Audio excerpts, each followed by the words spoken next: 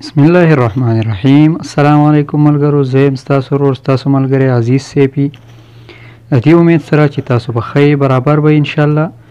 ملګرو ستاسو دپاره مې نن یو نوې ویډیو راوړې ده.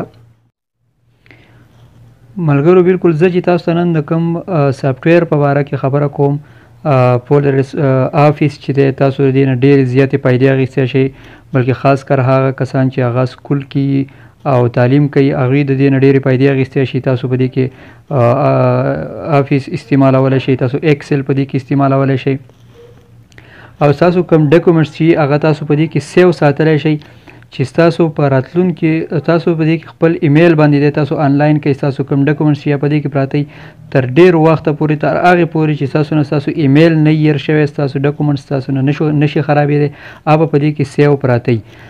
که فرض کو ستاسو نه یا ستاسو موبایل ورک شي یا خراب شي، ستاسو کوم فایلونه چې ستاسو کومه ډیټا چې هغه به خرابېږي نه.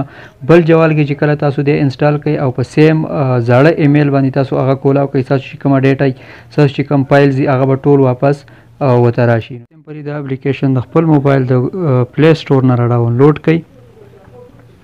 تاسو به د خپل موبایل په پلی سټور کې ولیکئ پولرس آفیس.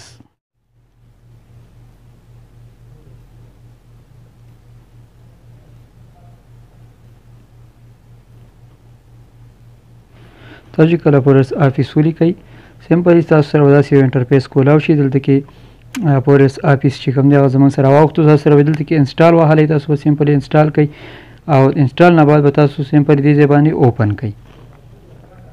کله چې تاسو اوپن کوئ، ستاسو سره به داسې یو انټرفیس کولاو شي. دلته کې ستاسو سره اوس ستاسو پولرس آفیس چې کوم دی هغه کولاو شو. تاسو به په دې کې دی وایي چې تاسو ساین ان وکئ، نو تاسو سمپلي د خپل ګوګل، تاسو سره فیسبوک ته هم ساین ان کېږي، تاسو سره ګوګل ته هم کېږي. نو غوره خبره دا ده چې تاسو خپل ګوګل جیمیل اکاونټ چې کوم وي هغې ته دی ساین ان کوئ.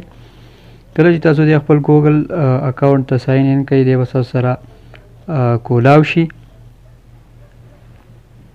سمپلي دلته کې به ایګري باندې کلیک کوئ.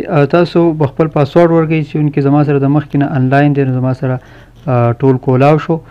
ملګرو د دې د استعمال طریقه چې ده نو هغه ډېره اسانه ده او ډېره ایزي ده. تاسو ډېر په اسانه طریقه باندې د استعمالولی شئ او هر قسم فایل چې تاسو په دې کې جوړوئ نو هغه تاسو په دې کې جوړوئ. تاسو چې کله په دې پلس نشان باندې کلیک کوئ، تاسو سره په دې طریقه باندې یو اپشن کولاو شي. په دې کې ټیکسټ دی او پی بی ټي ایکس دی او ایکسل دی په دې کې، او ډاکومنټس کم ایم ایس ورډ دپاره چې تاسو کم فایل جوړوئ. مثال په طور باندې موږ دې باندې کلیک کړو، دا کولاو کړو ځان سره.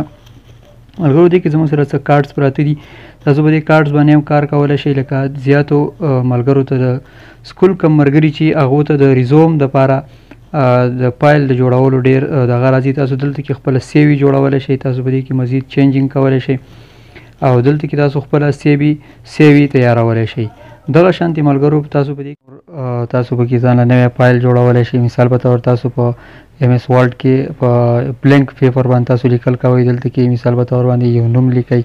هغې له څنګه چې په آفیس کې تاسو هغې له شیډ ورکولی شئ، تاسو په څه طریقه باندې ښکلی لیکلی شئ او تاسو کوم فایل تیارولی شئ هغه تاسو دلته په دې کې ښه په اسانه طریقه باندې تیارولی شئ. دغه شانتې په دې کې ملګرو ایکسل دی. ایکسل تاسو ته پته ده ایکسل باندې ډېر کار کېږي. تاسو په دې کې د ایکسل فایل هم تیارولی شئ او په دې کې د ایکسل لپاره هم دا کارډس پراته دي، تاسو په دې کې هم جوړولی شئ. نوی بلینک چې دی تاسو هم راغیستی شئ. دغه شانتې ملګرو په دې کې کم فایلونه چې دي، تاسو د کم یو فایل جوړوئ د هغې مطابق تاسو په هغې کې په دې کې ځانه یو فولډر جوړولی شئ. فولډر دپاره تاسو سره بره دا 3 ډاټس ورکړي، په دې باندې تاسو کلیک کوئ او تاسو سره به نیو راوړي، نیو باندې کلیک کوئ. تاسو یو نوی فولډر جوړولی شئ. په هغه فولډر کې به تاسو خپله ډیټا ځان سره دغه شانتې ساتئ. لکه څنګه چې ما ځان له د خپلې ډیټا دپاره فولډر جوړې کړي دي او په هغې کې زما فایل چې دي نو هغه سیو پراته دي. امید لرم ویډیو به مو خوښه شي. که ویډیو مو خوښه شو نو ویډیو لایک کړئ، ما ته کمنټس وکړئ او زما چینل عزیز سیفي سبسکرایب کړئ. د بلې ویډیو پورې په لوی الله مو سپارم. د الله په امان.